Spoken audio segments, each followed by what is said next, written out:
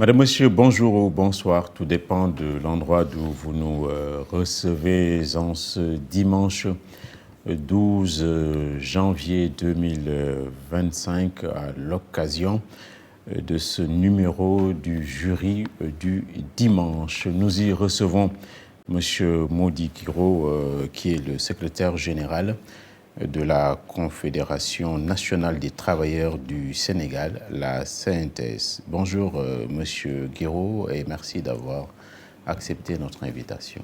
Bonjour Assa, M. Guy, bonjour.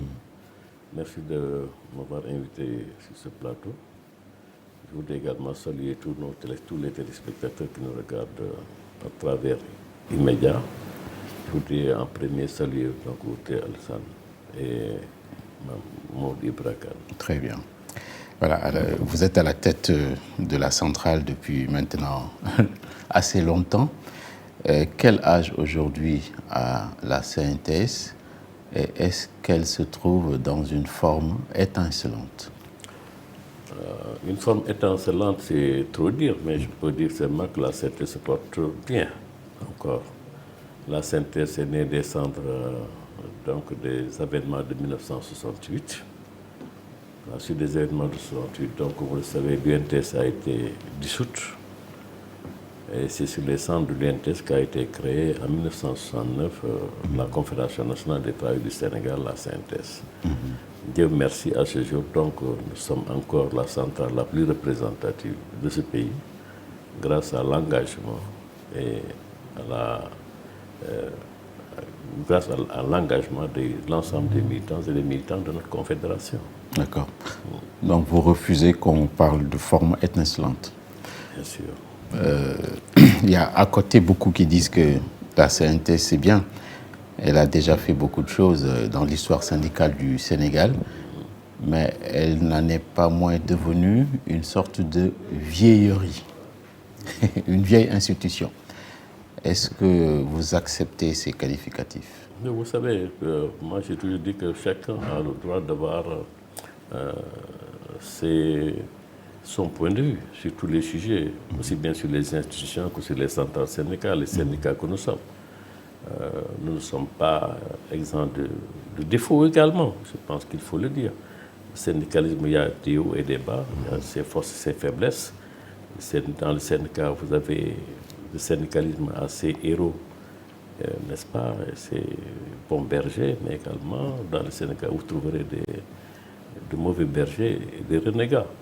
Donc il y a du tout dans le syndicalisme. Maintenant, ce qu'il faut, chacun dans son coin par rapport à son parcours et par rapport à sa responsabilité. Nous avons hérité d'une organisation syndicale, comme vous le dites, ancienne, très vieille, parce que c'est la première organisation syndicale pratiquement de ce pays. Et sur les flancs de ce syndicat sont nés des syndicats d'opposition, comme vous le savez. Il y a eu beaucoup de syndicats qui ont été créés à travers les siècles. Hein. Donc ici au Sénégal, si vous prenez notre histoire, vous avez du TLS, vous avez qui a été créé quand le PDC est arrivé, n'est-ce pas? Vous avez d'autres syndicats qui ont été créés. Ensuite, voilà, donc je pense que nous sommes là en tant qu'organisation syndicale, malgré l'âge dont vous dites, parce que nous avons fêté notre cinquantenaire en 2019, alors que le BIT célébrait son centenaire. Mais Dieu merci, jusqu'à présent, nous pensons que là, malgré les petites défaillances que vous dites, les faiblesses, n'est-ce pas, la CNTS se porte encore bien. Nous respirons et nous nous accrochons pour ne pas tomber. D'accord. Vous respirez, mais vous avez quelque peu reculé, baissé pavillon, à l'issue des élections de représentativité. On a senti que la CNTS n'était plus le même arc de triomphe qu'elle était auparavant. Il y a de nouvelles réalités, en fait, de nouvelles centrales qui ont émergé, etc. Est-ce que la CNTS est en train de reculer? Non, du tout. Nous sortons d'une évaluation des élections de représentativité le mois passé. Donc, au mois de décembre déjà, nous avons procédé à l'évaluation de ces élections de représentativité. Certes, il y a eu pas mal de difficultés. Nous avons baissé en termes de valeur absolue, en termes de pourcentage, mais en termes de nombre, la CNTS n'a pas baissé du tout. Mais nous avons également, à travers l'évaluation de ces élections, vu très vite que nos effectifs n'étaient pas en baisse. Le nombre d'organisations affiliées était en croissance, n'ont pas reçu de démission du tout. Donc ceci pourrait nous montrer que notre organisation n'a pas du tout baissé en effectif. Mais ces élections, il faut bien les analyser. D'abord, les résultats des autres dont on parlait tout à l'heure. Certaines de ces organisations ont conclu des accords avec d'autres syndicats autonomes, n'est-ce pas, de l'enseignement moyen secondaire, qui sont le QSEM et le SAEMS, qui sont des syndicats autonomes, qui ne sont dans aucune organisation. Certains ont soutenu donc la CSA, d'autres syndicats ont soutenu la CNTS-FC, une autre organisation a soutenu donc l'UNSAS. Nous n'avons pas voulu aller dans ce sens-là, parce que nous sommes enclins dans des valeurs syndicales. Nous pensons que nous ne pouvons pas négocier le soutien, parce que simplement nous estimons que nos forces devraient être en mesure donc de se battre correctement et de remporter la victoire. Donc, maintenant, Dieu a fait que nous sommes sortis encore en tant qu'organisation syndicale, la CNT sortie victorieuse de ces élections, avec bien sûr un écart assez faible par rapport aux autres organisations. La CSA qui était troisième a reculé par rapport à la CNTS-FC, mais l'un dans l'autre, la CNTS demeure quand même l'organisation syndicale la plus représentée. Les autres éléments, c'est l'organisation. Comme vous le savez, ces élections, quand on les organisait, on organisait également des plateaux, des débats dans les télévisions. Il n'y a pas eu de communication. Il n'y a pas eu il n'y a pas eu une volonté affichée d'accompagner en termes de communication réelle, de sensibilisation, les acteurs. Et troisièmement, à la veille de ces élections, il y a eu quand même un chamboulement, aussi bien en ce qui concerne l'administration territoriale. On a remplacé pratiquement tous les préfets. Ensuite, il y a eu un changement au niveau du ministère du Travail. Les inspecteurs, on les a bougés. Et il y a ce qu'on appelle la polarisation. Vous ne pouvez pas, un jour ouvrable, dire à certains qui devaient voter à ITV d'aller voter à Kermassar. Vous voyez ce que ça fait. Certains n'ont pas la permission. Ensuite, ce qu'on appelle le fichier électoral doit être alimenté par le patronat. Et d'où notre force principale réside dans le secteur privé. Le secteur privé, c'est plusieurs patrons. L'État, c'est un seul patron. Parce que tous les enseignants, tous les fonctionnaires, ils ont un seul patron, c'est le fichier de la fonction publique. Alors pour le secteur privé, chaque patron devrait envoyer donc, ses effectifs dans ce fichier, ce qui a fait défaut. Et c'est un des principaux handicaps. Mais si cela s'était passé correctement, je pense que les gens verraient beaucoup plus la force, les capacités. On peut ajouter d'ailleurs que le contexte de l'organisation de ces élections de représentativité était un contexte de confusion politique. Voilà, c'est ça. Voilà, mais vous manquez également un peu de fair play en accablant l'organisation, mais également en stigmatisant le manque de valeur des concurrents. Non, je dis, nous croyons à des valeurs. On ne monnaie pas. Les autres non, du tout. C'est-à-dire que je pense que vous pouvez soutenir sans demander en contrepartie quelque chose. Moi, je ne suis pas dans ça. Voilà, c'est pas que c'est une critique en toute camaraderie, et je l'assume totalement. Parce que ces mêmes syndicats, certains d'entre eux nous ont contactés. Je dis à nos camarades qu'on ne rentrait pas dans ça.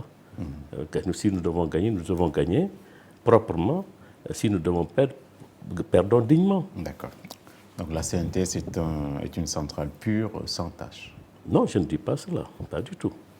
Nul n'est exempt de tâche ou de faute du tout. On est des êtres humains, nous évoluons tous dans le même environnement, donc on n'est pas parfait du tout. Seul Dieu est parfait. D'accord, très bien. Le syndicalisme, en règle générale, est dans la tourmente. Il y a des menaces qui guettent, il y a beaucoup de tourmentes, parce que vous n'êtes plus seuls sur le terrain, les seuls acteurs en termes de revendication et de défense des travailleurs. Il y a d'autres murs de lamentation. Est-ce que vous voyez ces menaces venir? Vous savez, si vous faites une analyse globale du mouvement syndical international, mondial, les problèmes dont vous soulevez ne sont pas spécifiques à notre pays, mais c'est un peu partout. Vous avez donc l'influence des réseaux sociaux, vous avez de plus en plus comment dirais-je, des mouvements de la société civile, qui sont créés un peu partout. Donc chacun dans son rôle. Moi, nous n'avons pas de problème. Nous, ce qu'on a, c'est que, comme je dis d'habitude aux gens, nous avons des militants et des militantes qui croient à la synthèse. Les mots d'ordre que nous avons doivent venir de ces camarades-là. Et en retour également, nous devons être attentifs à leurs préoccupations. Certes, l'environnement mondial et national est extrêmement difficile, compliqué. Les agressions viennent de partout. Les travailleurs se plaignent. Les licenciements sortent de tous bords. Les droits sont bafoués, quelquefois sont violés. Tout cela, c'est difficile, n'est-ce pas, quand vous dirigez une organisation syndicale.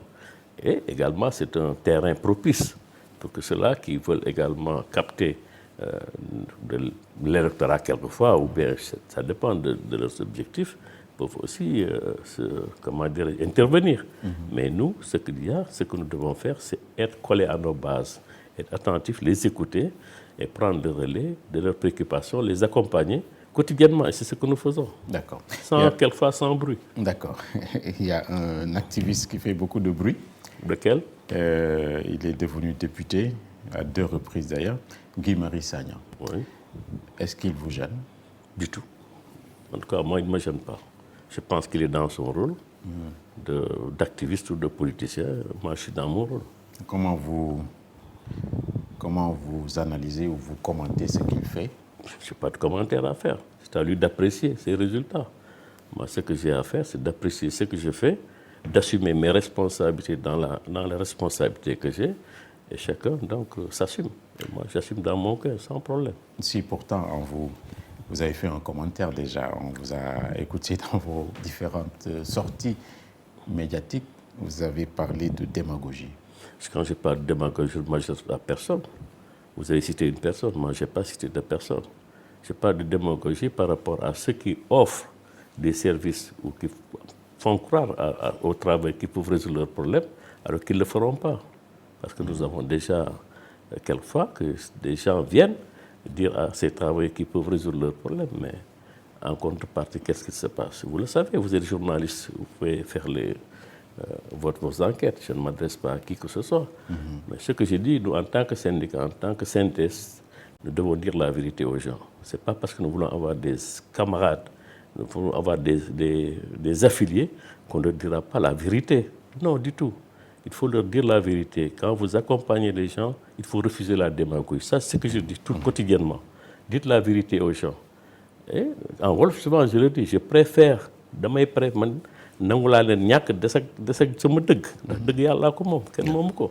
c'est pas parce que vous êtes mes camarades, vous voulez rester, vous menacez pour dire que je dois vous mentir. Non, il ne faut pas mentir, il faut dire la vérité aux gens. Si vous pensez que les procédures sont épuisées, que vous les avez accompagnés sur toute la longueur d'onde et que les tribunaux se sont prononcés, il faut leur dire qu'on s'arrête là. Maintenant, s'ils pensent pouvoir régler la question autrement, on peut les régler politiquement. Ça aussi, c'est possible, hein? Mais je ne dis pas non. Mais en tant que syndicat, nous suivons des procédures, nous accompagnons nos camarades, quelquefois jusqu'à la fin. D'accord. Et nous ne les lâchons pas. Ça, ils le savent. Voilà, on ne personnalise pas, mais ce que fait Guy-Marius Sagna, c'est inefficace. Ça, c'est votre point de vue. Je n'ai pas de relation avec Guy-Marius Sagna. Vous ne l'avez jamais rencontré Je ne caractérise pas ce qu'il fait. Honnêtement, je pense. Vous n'êtes jamais vu? Vous n'êtes jamais rencontré dans une séance de travail? Non. D'accord. Très bien. On peut avancer. Ouais. Votre centrale, je rappelle que nous recevons M. Mody Guiro, le secrétaire général de la CNTS. Votre centrale a été, a inventé dans le temps un concept qui s'appelait la participation responsable, du temps de feu Père Madia Diop. Est-ce que cette participation responsable, c'est une vieille histoire ou vous y êtes toujours? Ça dépend. Je pense que la participation est un concept ancien, hein, que nos devanciers ont discuté avec les acteurs politiques de l'époque. parce que les États africains venaient d'accéder à la souveraineté internationale, donc c'était tout à fait normal qu'ils puissent participer à la construction donc, du pays. C'est dans ce sens que je pense qu'il y a eu ce concept de participation responsable. C'était quoi d'ailleurs? Et le concept, en fait, c'était de se mettre, de s'engager à la Constitution nationale, mais en contrepartie également, je pense que les syndicats avaient exigé de la part des politiques de leur offrir également les possibilités d'accéder à des postes de responsabilité dans l'exécutif et au niveau parlementaire, également au niveau d'autres stations. C'était ça en fait la question. Mais en fait, quand Madja est venu en 1981, donc la bataille était ouverte pour la succession donc, à la tête de la CNTS. Le secrétaire général Madja Diop avait sorti un manifeste soutenu par un groupe, bien sûr, en 1981. Et dans ce manifeste, il avait demandé à ce qu'on mette fin à ce que les responsables donc de la CNTS, le premier dirigeant de la CNTS, ne puissent être membres du gouvernement. Parce qu'en tant que membre du gouvernement, il serait tenu par la solidarité gouvernementale, mais qu'il pouvait rester membre du Parlement. Donc cette situation s'est poursuivie jusqu'en 2001, date à laquelle il y a eu l'alternance en 2000, avec la venue du président Wade. Mais déjà au sein de la CNTS, le débat était ouvert sur la suppression ou non de cette participation, qui avait évolué, parce qu'il y avait déjà un comité syndical qui existait entre le Parti socialiste et la CNTS pour régler les conflits. Ça a fait l'objet également de beaucoup de remous. Ça a été supprimé. Et en 2001, le congrès de 2001 a mis fin à cette participation pour faire de la CNTS une organisation syndicale libre, démocratique, indépendante et autonome. D'accord. C'est ce congrès qui m'a élu.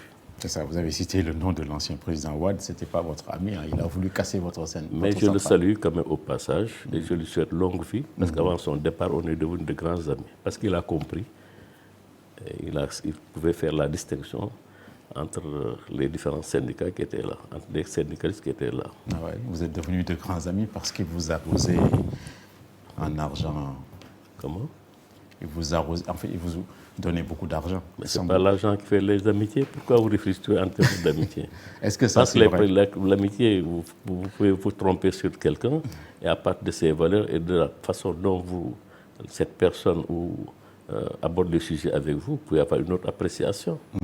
L'amitié, c'est plus fort que tout. Est-ce que c'est vrai qu'il a été trop généreux? Quand je dis ami aussi, c'est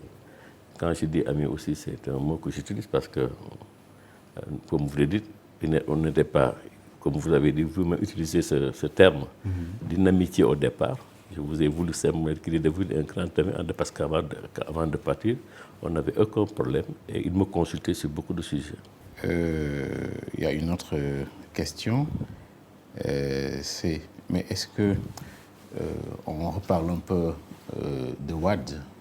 On vous a entendu dire qu'il a cherché à casser votre centrale en mettant en place ou en favorisant la mise en place de la CNTS-FC de Cheikh Diop.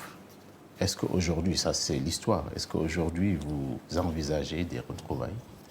Bon, on n'est pas encore dans des retrouvailles.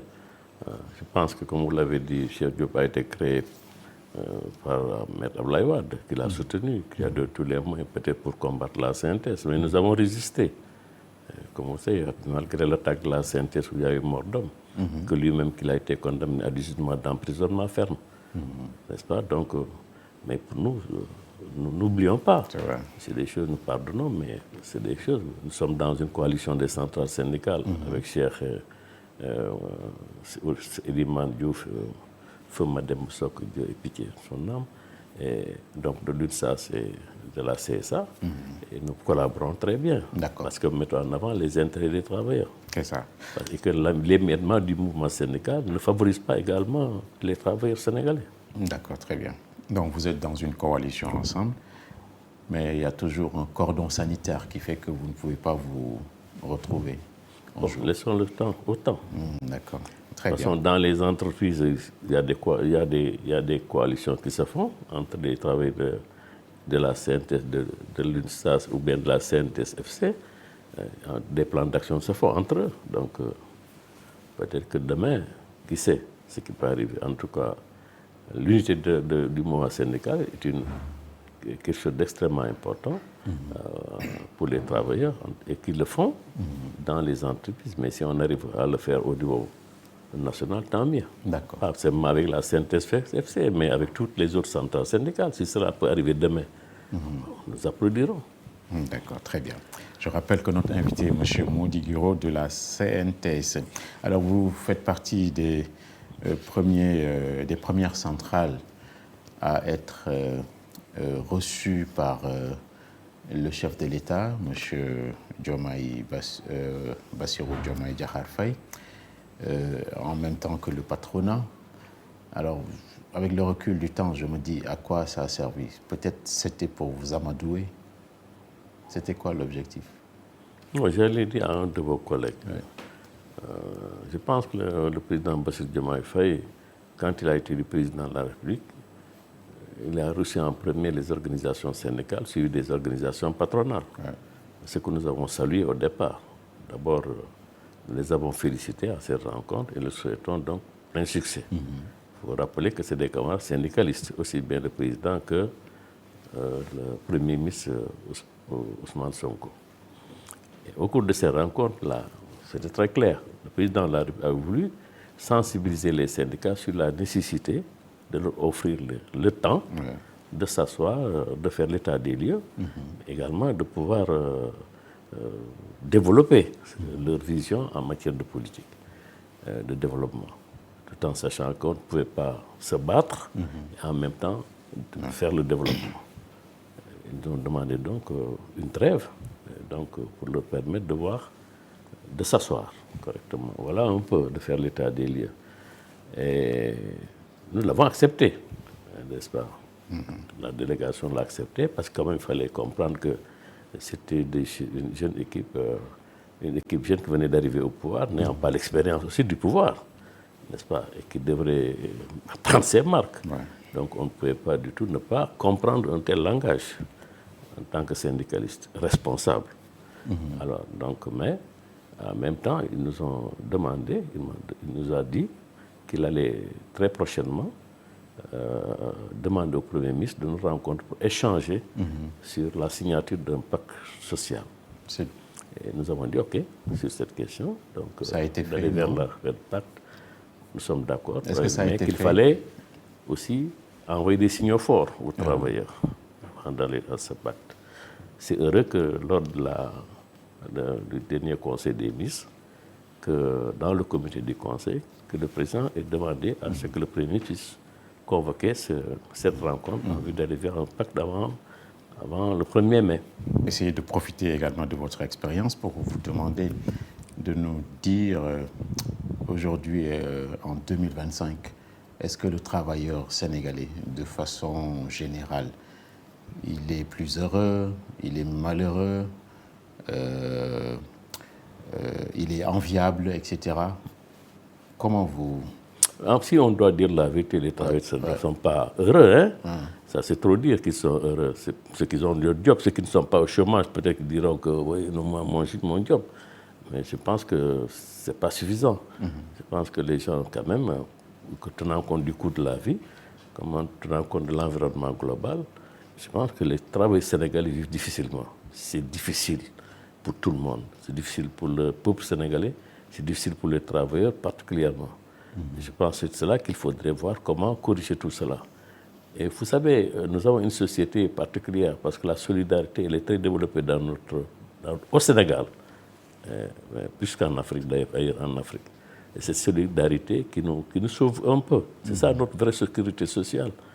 Et quand vous voyez l'ampleur du chômage, les jeunes qui sont là, il y a lieu d'être inquiet. Il y a lieu d'être inquiet. Et quand vous dites que vous offrez du travail à ces jeunes, mais quand vous n'arrivez pas également à sauvegarder, à maintenir les emplois existants, mais c'est la catastrophe. Et tout cela doit être corrigé. Je pense qu'il faut prendre conscience de tout cela. On ne peut pas créer et supprimer des emplois en même temps. Ouais. Il nous faut créer des emplois par l'investissement. Il n'y a pas d'autre secret. Il n'y a que l'investissement privé qui va créer les emplois. D'accord. Et s'il n'y a pas d'investissement, il n'y aura pas d'emploi. L'État ne peut pas créer les emplois, tous les emplois que nous attendons. Il faut un environnement qui permettrait à ces investisseurs de créer des emplois, mais il faudrait également que, tout en créant ces emplois-là, que ce soit des emplois décents. Qu'il y ait la protection sociale, que les gens puissent également se soigner. La vie est chère, les soins coûtent excessivement cher, n'est-ce pas?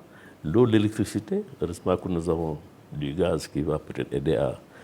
j'ai écouté le ministre du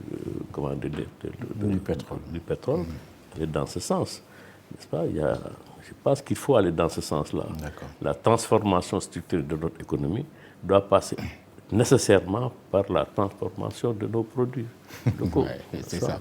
Monsieur Guiraud, il y a beaucoup de gros mots qu'on utilise, transformation structurelle, transformation systémique. Mais, je ne parle pas de système, moi je parle structurel. Ouais, bon, pour moi c'est un peu blanc, bonnet blanc. Ça, parce que c'est vous qui le dites. Contre le chômage et l'inactivité de la jeunesse, les gens ont tout essayé. Depuis le départ jusqu'à aujourd'hui, aucune solution, que de gros mots et des discours. Est-ce que vous pensez aujourd'hui que ceux qui sont en place ont assez de dextérité pour renverser la tendance? Est-ce qu'ils vous rassurent? Moi, je pense qu'on a énormément de potentiel et de capacité pour inverser la tendance. Tout ça dépend de la vision et de la volonté politique que nous peut mettre en avant.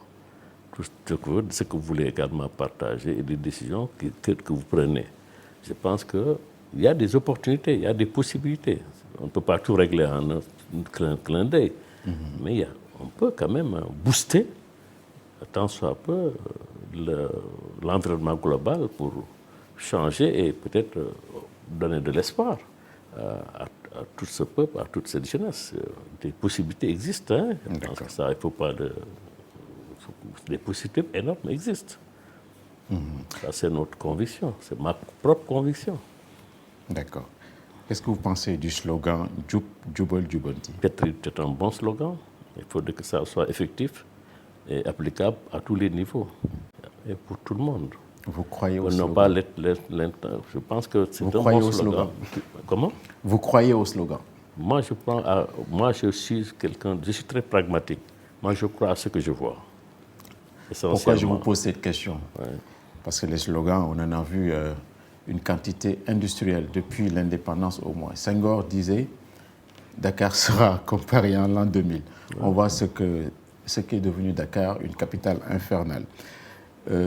Diouf, Diouf, je ne retiens pas, mais lui, dans sa dernière campagne présidentielle, il disait « Nos fruits mûrissent ». Mais les fruits, il y a beaucoup de verre dans le fruit. Abdoulaye Wade, le SOPI, on sait ce que c'est devenu. Macky Sall, gestion vertueuse, sobre, etc., la patrie avant le parti, on sait également comment ça a terminé en eau de Bouddha. Aujourd'hui, on parle de Jubal Jubanti et vous, avec toute votre expérience, vous voulez succomber à ça? Non, du tout. Je pense que les slogans, on ne peut pas les refuser. C'est tout à fait normal. Les slogans peuvent faire rêver. Il n'est pas interdit de rêver. Vous devez donner aux gens la possibilité de croire en quelque chose, de rêver, de suivre. Mais il faut que cela se traduise en réalité. Parce que le plus déterminant, c'est la réalité, c'est le concret. Quel que soit le slogan que vous allez mettre, un slogan ou pas, ce qui est déterminant dans tout ça, c'est le résultat. Est-ce qu'en termes d'emploi, est-ce qu'en termes de pouvoir d'achat, en termes de liberté, en termes de transparence, est-ce que ce qui est dit, ce qui est fait est visible? Et si c'est palpable, il n'y a pas de souci, tout le monde va applaudir et tout le monde va suivre. Mais si vous mettez en avant des slogans, si le résultat n'est pas visible, n'est pas palpable, mais ça crée simplement le sens inverse. Le découragement, c'est les gens baissent les bras et puis voilà, c'est ce qu'il ne faut pas. Je pense qu'il faut commencer, il y a des opportunités, il y a des possibilités, il faudra peut-être les saisir et puis donner de l'espoir à tout le monde, particulièrement à ces jeunes-là. D'accord. La jeunesse, l'actualité, c'est une bonne transition. Toute cette semaine-là et même les 10 derniers jours, c'est le phénomène des Jakarta là, qui est au devant de l'actualité. Le gouvernement a imposé des règles. Les jeunes transporteurs, Jakarta, Maine, etc., ont disent que on dit que c'est intenable. Est-ce que vous suivez cette actualité? Oui, je suis. Ça vous dit quoi? Ça me dit quoi? Ça me dit qu'il faut dialoguer. Je pense que ces jeunes, vous les avez vus. C'est la seule idée que vous avez dialogué? Non, c'est pas, j'en ai beaucoup. Parce qu'il y en a beaucoup qui sont organisés chez nous. Il y a beaucoup de Jakartamans qui sont, depuis des années, qui sont suivis, qui sont encadrés, qui sont formés par la CNTS. N'est-ce pas? Et qui, sur beaucoup de plans. Donc, nous connaissons beaucoup de ces leaders-là. Mais c'est que quand je dis qu'il faut dialoguer, c'est qu'il faut connaître également les choses. Parce que quand vous laissez les choses exister, vous ne prenez pas de mesures. Vous attendez que cela prenne une ampleur extraordinaire. Il est évident qu'il y aura des difficultés. La question d'abord, c'est l'identification. Est-ce qu'il suffit d'être identifié ou non? Comment le faire? C'est aussi la tarification, les tarifs qui sont imposés. Est-ce qu'ils sont c'est des mesures soutenables, etc., etc. Et je pense que si on ne se précipite pas et si on écoute les acteurs eux-mêmes, si on échange avec eux, mais des solutions vont être trouvées. Il y en a qui parlent de délais, mais les délais, il faudra les décaler, c'est tout. Moi, je pense qu'il ne faut pas forcer. Mais M. Guiraud... Moi, je pense par contre qu'il faut réglementer. Ça, c'est très clair. Il faut réglementer le secteur. Sans réglementation, c'est l'anarchie. Il faut que chacun s'accorde à ce que la réglementation soit faite. Mais comment se le faire maintenant? Il faut définir les délais avec les acteurs. S'il y a des difficultés qui se posent à eux, il faut les analyser et échanger avec eux pour trouver des solutions. C'est ce qu'il faut faire.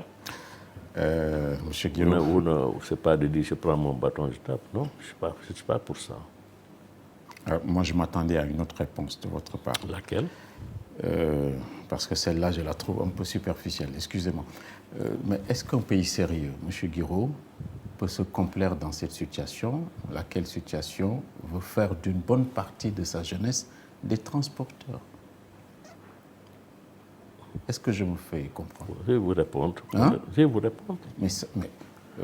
En fait, vous pensez que c'est ça là? Non, c'est la reconversion de cette jeunesse-là. C'est ça l'objectif. Mais vous m'avez dit qu'il y a un problème ponctuel. Ouais. Mais quelles sont vos idées? Est-ce que ce problème ponctuel, vous pouvez reconvertir les jeunes tout de suite? Non, du tout. Ouais, mais bon. On a abordé la question de la création d'emplois. Je dis qu'il y a des opportunités. Ça, c'est des discussions, c'est des débats, c'est des stratégies avec le gouvernement. C'est des choses qui ne vont pas tomber du ciel. Mais en attendant, vous avez des milliers de jeunes sénégalais qui trouvent leur pain à partir de ces motos Jakarta. Vous avez laissé faire, vous avez importé des motos qui n'ont pas d'immatriculation ni de CMC, qui sont rentrés, vous ne connaissez même pas leurs propriétaires. Et en amont, les autorités ne savent même pas ce qui se passe. Après, si vous allez, quelle est la... Tout ça, il y a tellement... Il y a à boire et à manger parce que les travailleurs nous parlent aussi. C'est pourquoi je dis qu'il faut échanger avec eux, qu'il faut discuter avec eux. Parce qu'il y a des réalités qu'il faudra cerner correctement. Il y a des difficultés. N'est-ce pas? Quand vous dites qu'il faut les faire, si vous ne mettez pas en amont toute la, comment dirais-je, toutes les structures nécessaires, n'est-ce pas, pour aller très vite, mais vous avez des difficultés parce que là également vous offrez d'autres opportunités à ce que vous dites, comment dirais-je, les gens qui vont également faire du trafic.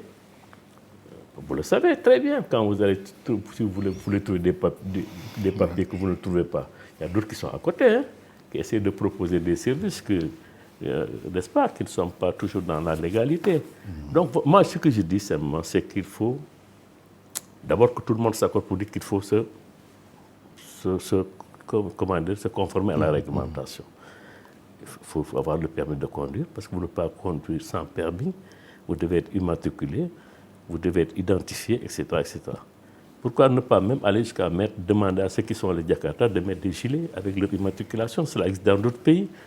Il y a tellement de propositions qu'on peut faire peut-être, mais il faut le faire quand vous voulez arriver à un résultat positif, il faut établir des relations de confiance entre les acteurs et vous-même.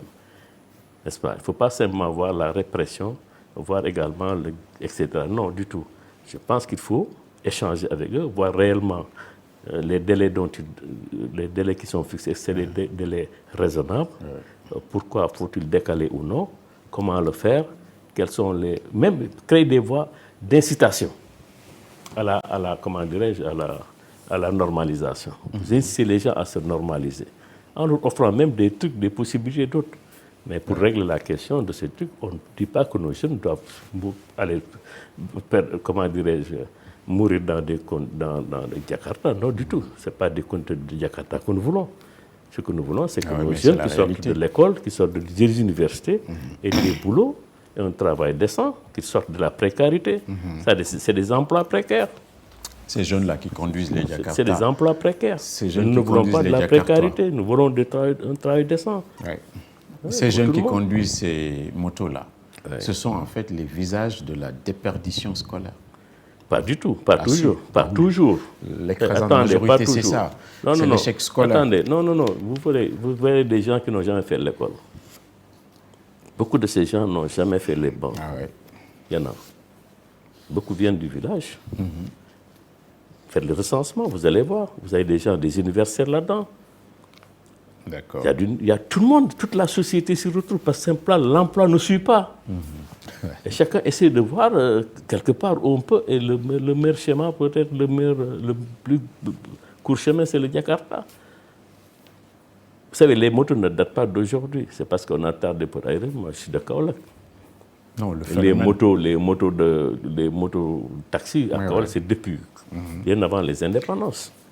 Oui, mais ce n'était pas de cette ampleur-là. Mais non, mais parce que si vous la démographie, les gens, les populations sont énormément gonflées. Ouais. Donc, comment est-ce que vous pensez que la nouvelle équipe moi, je pense que, est à la hauteur honnêtement, pour régler les histoires d'emploi? Ce que vous avez vu comme Jakartaman ces derniers jours devrait faire réfléchir tout le monde. Et en premier chef, les autorités de la République. D'accord, très bien. Comment créer des emplois pour les jeunes? C'est un défi énorme, mais qui n'intéresse pas seulement l'État, qui nous intéresse tous, qui nous interpelle tous. Très bien. Mais ces emplois, quand vous les créez aussi, c'est comment faire en sorte que ces emplois également soient décentralisés. On a parlé de pôles urbains, etc. Tout ça, c'est une bonne chose si on arrive vraiment à fixer nos jeunes dans le terroir. Mais si vous voyez, moi, quand vous voyez tout ce qui se passe, quand vous voyez ces images, si vous n'avez pas peur, bon. D'accord, très bien. Donc, c'est bien... Si j'ai un conseil à donner aux autorités, c'est vraiment de discuter. D'accord, très bien. Il faut maintenir, il faut de la réglementation, mais sur les délais, il faut échanger. Et à partir d'une certaine période maintenant, prendre les mesures nécessaires. C'est bien. Il ne faut pas refuser le... Très bien. Donc c'est bien d'organiser des élections et de les gagner, mais moi je pense que la priorité c'est d'organiser le pays. Il y a beaucoup de désorganisation. Mais quand vous gagnez, quand vous êtes top, mais l'idée c'est quoi? Quand vous êtes à la tête d'un pays, c'est de rendre heureux les populations de ce pays-là. C'est pas autre chose. Maintenant, c'est un défi. Qu'est-ce que le mot rupture vous dit quoi? Parce qu'ils avaient promis la rupture. Est-ce que vous voyez la rupture? Comment? Est-ce que vous voyez de la rupture dans le pays? De la rupture dans le pays? Oui. Ils avaient promis la rupture. Qui est-ce qui a promis la rupture? C'est pas moi. Non, ils avaient promis. Qui ils? Non, mais les dirigeants du pays. Oui. Le PASTEF, tout ça. Ils avaient. Est-ce qu'ils l'ont abandonné? Non, avant d'arriver... Ils ont promis la rupture. Ouais. Est-ce que vous sentez qu'ils sont... Est-ce que vous voyez, vous percevez qu'ils sont sur la bonne voie? Moi, la rupture, je la vois dans mon champ d'action. C'est dans le social. La rupture, pour moi, il faut arriver à ce que les prix baissent. Il faut à ce que les salaires augmentent. Il faut à ce que... Voilà, moi, ce que j'attends. À ce que les travailleurs aient leurs droits dans les entreprises. À ce que les violations des droits qui sont posées, que le tribunal du travail puisse les régler rapidement. À ce que le droit des travailleurs soit sauvegardé quand ils ont raison, n'est-ce pas? À ce que quand les jugements sont faits, que ça soit exécuté correctement, etc. C'est ça, à notre niveau, c'est des ruptures que nous attendons. Ouais. Les prix également, vous les avez évoqués. Ces derniers jours, il y a des denrées essentielles qui ont augmenté. Je me dis, mais le coût de la vie chère là, elle va être de plus en plus chère. Mais vous savez, de plus en plus cher. Il faut arrêter de dire il faut baisser les prix.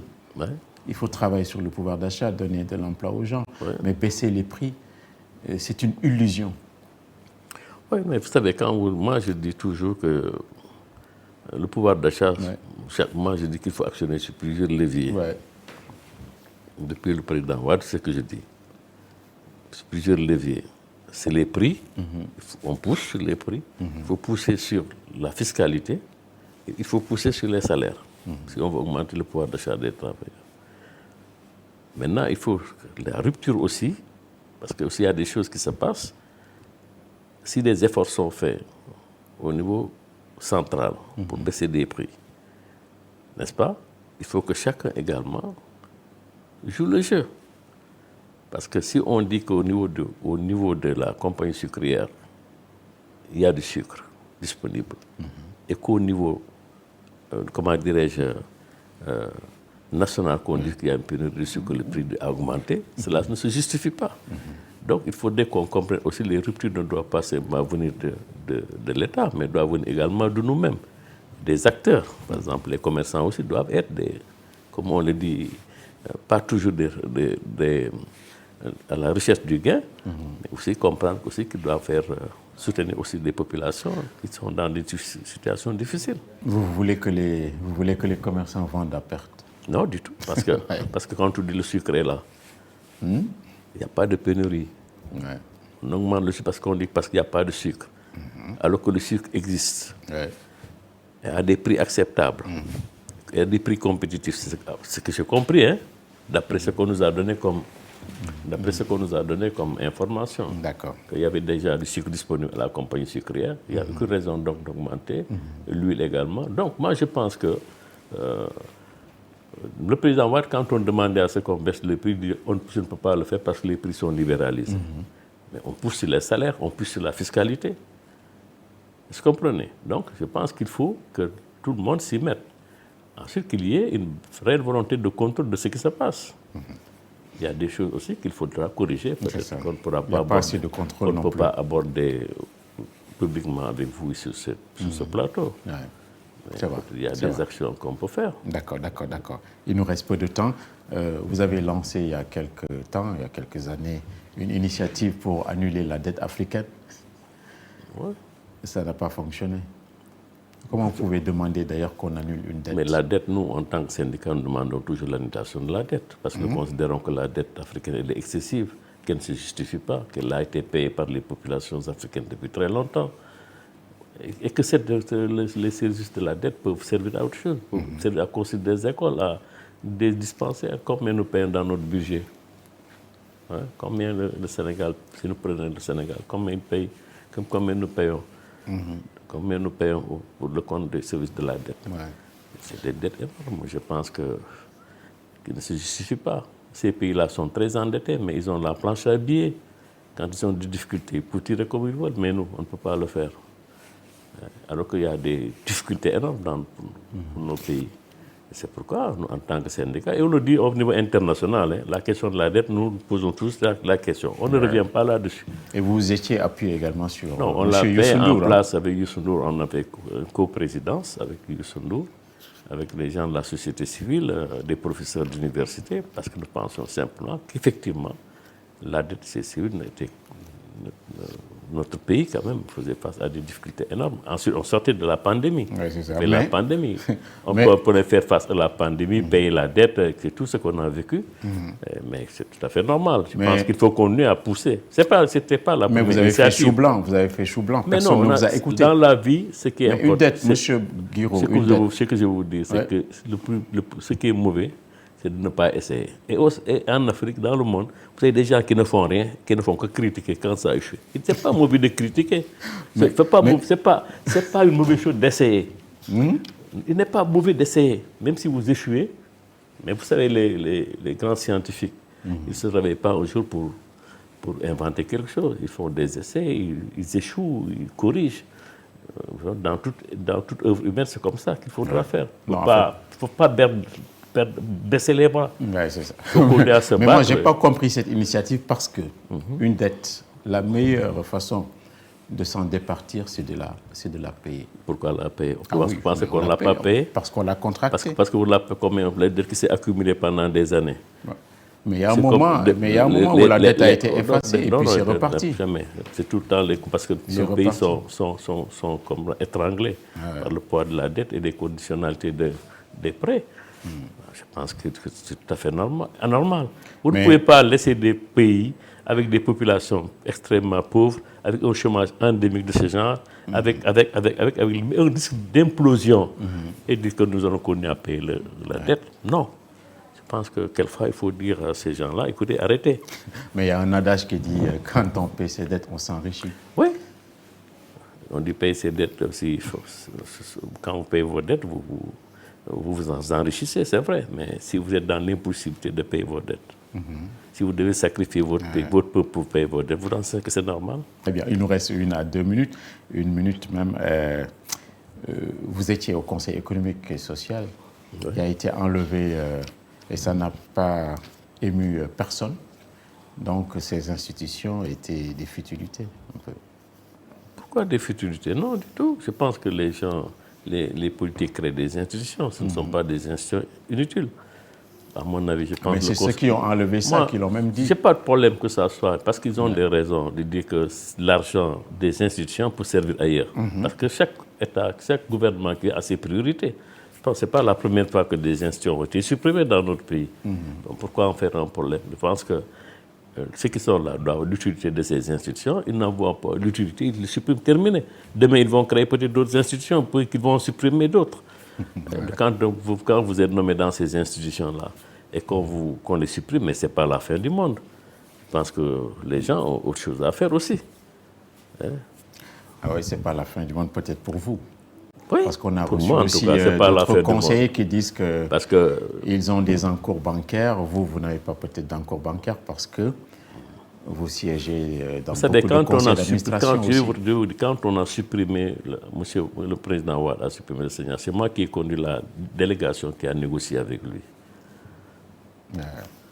Quand vous supprimez des institutions, il faut savoir que ces hommes et des femmes qui sont là, des Sénégalais qui sont là, même si vous avez des divergences politiques, mais c'est des citoyens sénégalais. Vous devez être en mesure de prendre du recul, de les recevoir, d'échanger avec eux, de voir les préoccupations qu'ils ont et de voir comment les accompagner. C'est ce qui devrait se faire. Les travailleurs qui sont dans ces institutions-là également, on ne peut pas les abandonner comme ça. Vous avez des travailleurs au niveau de la poste qui sont en train d'attendre. Tout ça, c'est des sujets qu'il faut régler. D'accord, très bien. Mais vous n'avez pas entendu ma dernière question. Laquelle? Le fait qu'on supprime le conseil, ça ne vous émeut pas outre mesure parce que vous siégez en même temps dans d'autres conseils d'administration et que vous êtes à l'abri de tout. Mais moi, depuis 10 ans, je suis dans un conseil d'administration. Je ne dirige pas un conseil d'administration. Je vois toujours dire, oui, il est dans ce conseil. Moi, ça fait 10 ans. C'est Mme Basso qui était à la caisse en tant que PCA. Et de l'autre côté, c'est Racine. Moi, je suis adjoint à Racine, mais ce n'est pas un truc, ce n'est pas ça du tout. Je pense que le problème de fond, ce n'est pas ça du tout. Le problème, c'est que quand moi j'étais au Conseil économique, j'ai quitté le Conseil économique avant sa dissolution.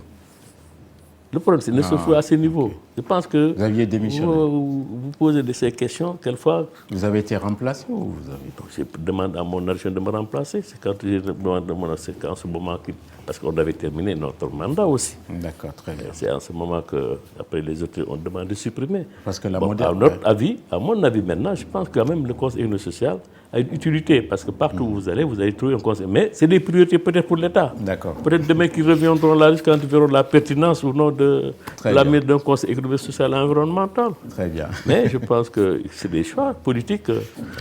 Il appartient aux politiques d'assumer cette responsabilité. Les autres, c'est difficile, mais il y a un personnel qui est là-bas. Il faut accompagner. C'est ce que je dis. Quand vous supprimez, sachez que c'est des hommes et des femmes qui étaient là. La dimension politique, il faut la transcender et mettre en avant cette dimension humaine, parce que vous trouvez des hommes, des femmes, des pères de famille, des mères de famille, et maintenant vous échangez avec eux pour voir comment les accompagner. C'est à part de là qu'il faut peut-être, avec Abdoulaye Wade, quand on a fait, les dettes ont été prises en compte par le gouvernement et d'autres questions. Voilà. Parce que quand vous voulez on vous pousse à aller emprunter dans les banques parce que vous avez un revenu, vous avez une indemnité, etc. Ouais, c'est vrai.